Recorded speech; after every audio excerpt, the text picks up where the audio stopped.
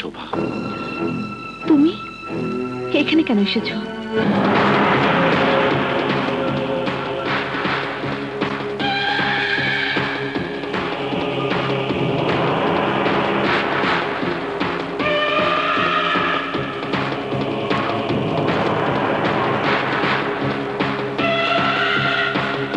Arrest him. Just a minute sir, জিজ্ঞেস করতে পারি আপনার সাথে কাশেম পাঠান এসেছে কোন পাওয়ারের বলে? ইনভিজিবল পাওয়ার, যাকে বলে অদৃশ্য ক্ষমতা। Hands up.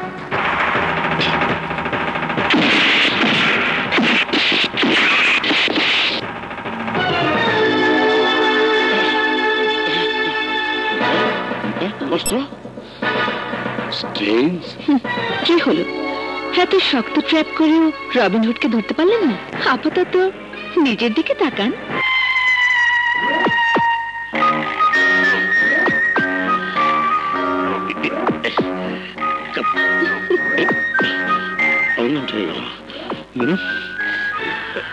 রাজু আসলে রবিনহুড নয়, Rasputin, the ghostly friend of the people.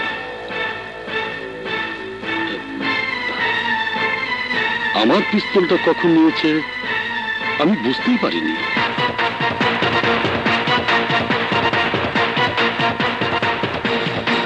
Raju ভাই, বল। এই থামলে কেন, বল। পাঠান চাচা তুলে নিয়ে গেছে।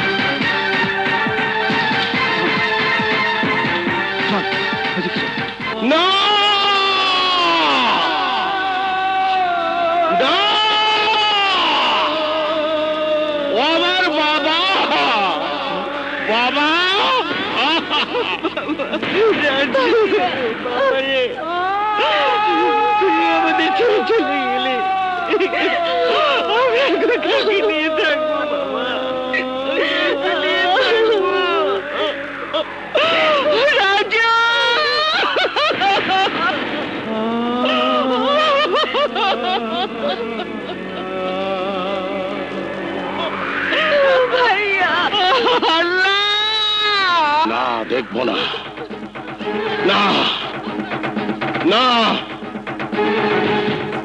না, আমি এক ছেলের লাশ দেখেছি, আর এক ছেলের লাশ দেখার আগে আমার ছেলেদের যারা লাশ বানিয়েছে আমি তাদের লাশ দেখতে চাই। দাও। সন্তান হারাই অধ্যাপকের সামনে এখন একটাই পাঠ্যসূচি, তাহলে যুদ্ধ। এবার সন্ত্রাসের বিরুদ্ধে যুদ্ধে যাব। তোরা কে যাবি আমার সাথে? কে যুদ্ধে যাবি আমার সাথে? কে?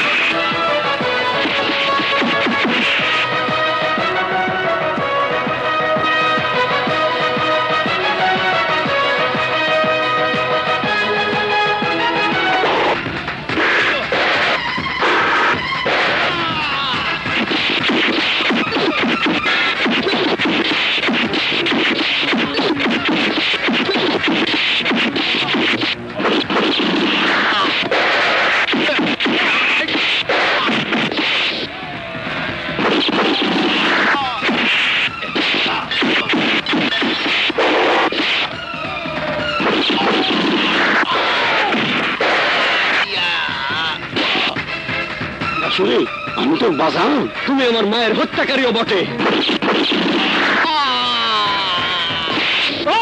কয়জনে গুলি করে মারবি তোরা? কয়জনে?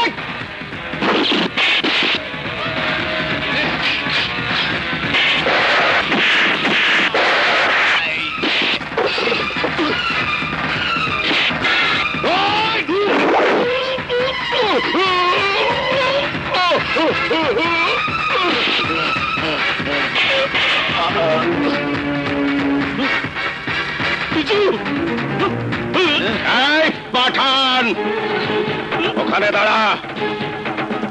দেখ বাবার সামনে ছেলের লাশ কতটা সুখের।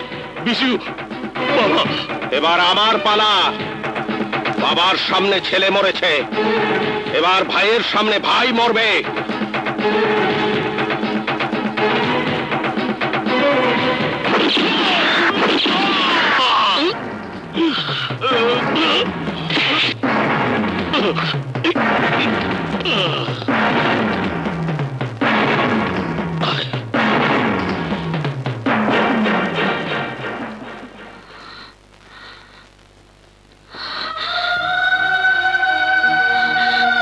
Officer, arrest me.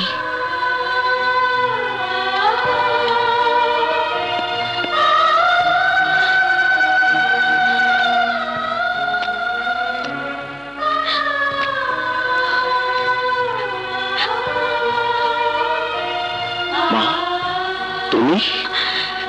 বিয়ের আগেই বিধবা হয়েছি, এছাড়া তো রাজুর সাথে মিলন হবার আর কোনো রাস্তা নেই। স্যার, রাজুর সাথে মুন্নির বিয়ে দেবেন, এটি রাজুর শেষ ইচ্ছা, শেষ ইচ্ছা। আপনি কাঁদবেন না স্যার। না, আমি কাঁদছি না। সন্ত্রাসীর হাতে খুন হওয়া সন্তানের পিতা কেঁদে বুক ভাসালে প্রতিরোধ করবে কে? আমি তো নিঃসন্তান নই। বিদ্যালয়, মহাবিদ্যালয়, বিশ্ববিদ্যালয়ে আছে আমার হাজারো লাখো সন্তান। ওরা সবাই প্রতিবাদী সৈনিক, আমি ওদের পিতা। আমার কি কাঁদবার সময় আছে? না না, আমি কাঁদছি না, আমি কাঁদবো না, আমি কাঁদবো না।